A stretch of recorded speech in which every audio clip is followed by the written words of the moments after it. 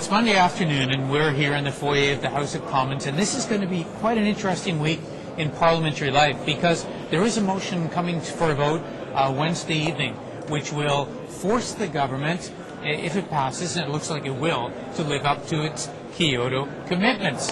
What does that mean? People on this blog have had a huge debate going on about whether Koyoto is good or evil or what in fact it means. Does it, for example, mean if it passes, we have to send billions of dollars to other countries to buy credits?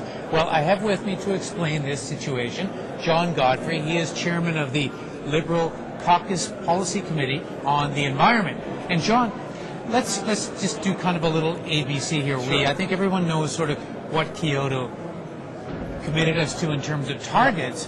What happens if we don't meet those targets? Seems to be a big point of debate. Well, if we don't meet our targets, which the first period ends in 2012, then we pay a premium. We have to meet a stiffer target in the years which follow. But it doesn't mean that we're sent to the corner or anything bad happens to us. We just roll it over into our next commitment period. Well, how about all this talk about billions of dollars sent to Russia? We hear this over and over again. That was never anticipated under Kyoto. Kyoto, which is the only game in town, which is an international forum where the world can come together to solve a global problem, set up a mechanism which said, if it's cheaper for your industry to buy credits which are certifiable, that is to say they've got to be seen to be additional credits because we spent the money, not hot air credits in Russia because their industry collapsed, but real credits because they planted trees or they closed a factory which was producing Freon for refrigerators. That's a legitimate expenditure because greenhouse gases go around the world. It would be better to do it in Canada, but if the price in the first stage is too high for industry, they have the option, and they ask for the option, to get some of those credits for a transition period offshore.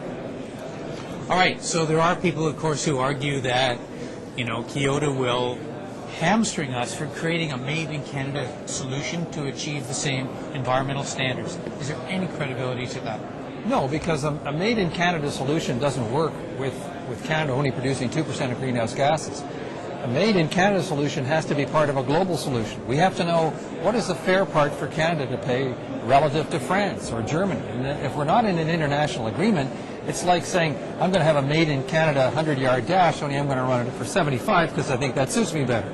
So only a global forum makes you honest enough to say, well, here's my fair share. Here's how I'm going to try and get there. It's the only game in town. And if we don't make it, well, we're not going to make it if we don't try. And we've never really tried hard enough. And now we got it. All right, so we've got this big vote coming up on Wednesday evening, which is Pablo Rodriguez's bill. Right. What does that mean? Set it up for our viewers. How important is this vote? What the bill says is, since we've committed internationally to Kyoto, the government should produce a plan about how it's going to try and get as close as it can to the targets, which measures it's going to use every year, and then at the end of every year, see how well we're doing. So what it calls for, it's called the Kyoto Implementation Accountability Bill. It simply calls for the government, A, to have a plan which will deal with this, B, to show how the plan's working as we go along and then make adjustments. So it's not about forcing the government to spend money on anything. It simply says, hey, we made the commitment, where's your plan, and how are we doing? All right, finally, the government is saying, hey, we don't care if you guys pass this motion or not. Big deal. Peter Van Loan, the Conservative House Leader, said, it's just a piece of paper. It doesn't mean anything. Does it actually mean anything? Is this going to actually force the government in some way, shape, or form to come up with this plan? Well, I mean, if it's a law of Canada, and it would become a law having gone through the Senate process, which hasn't done yet, then if you say laws that are passed by the Parliament of Canada don't count, what says this one doesn't count and this one does? I mean, it's passed by a majority in the House of Commons, and if it's passed by the Senate and sent for royal proclamation, it's a law like any other law. It's got to be obeyed. And you can't have the government arguing that they selectively get to pick which laws they're going to honor and which ones they're not. Interesting. Could it be a confidence motion? I mean, the government says no, but... The government has said no because it doesn't involve the expenditure of money. Right. The government determines what a confidence motion is, right, and it's not up to the opposition. So they say, no, it's not a confidence motion. Scale of 1 to 10, how's John Baird doing?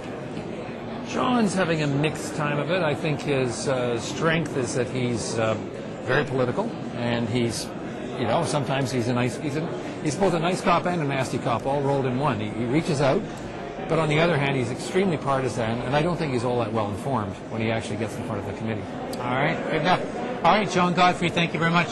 Stay tuned. This vote on Wednesday is going to be very interesting. We will bring you, of course, live coverage here in the House of Commons. Thanks for watching MPtv.